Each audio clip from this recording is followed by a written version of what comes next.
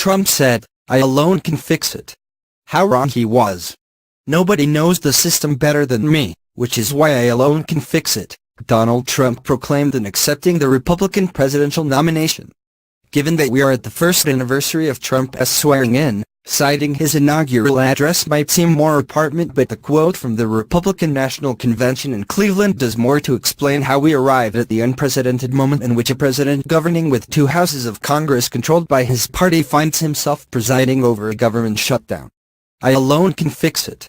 There are two ways of reading this slightly ambiguous sentence. First, in the way that Trump presumably meant it, that he is the one uniquely capable of fixing what is broken in Washington and politics.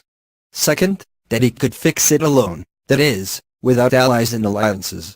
Either of these meanings is false, dangerously so, and each has helped to land us in the present mess. Far from being the exclusive savior of his imagining, President Trump is exceptionally ill-suited to the task of fixing our fractured politics. He has no perspective, no patience, and no knowledge of what that might take.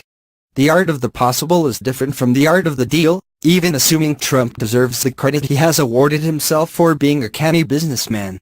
You need to understand how Washington functions to make it more functional. In this sense, it was instructive that the self-proclaimed drainer of the Washington swamp recently discovered that eliminating earmarks, the very essence of swampiness, might have made deal-cutting more difficult. Surprise! Governing is more complicated than campaign trail Trump ever acknowledged or, more likely, understood.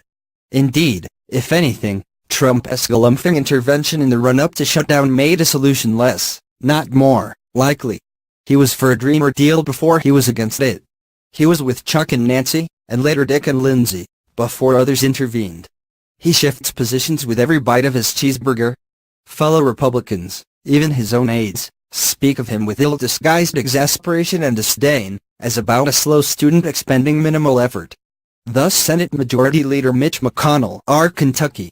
On Wednesday, "I am looking for something that President Trump supports, and he has not yet indicated what measure he is willing to sign. As soon as we figure out what he is for, then I will be convinced that we were not just spinning our wheels." McConnell's petulance underscores the second flaw suggested by Trump's acceptance speech assertion: very little in Washington can be fixed alone or unilaterally.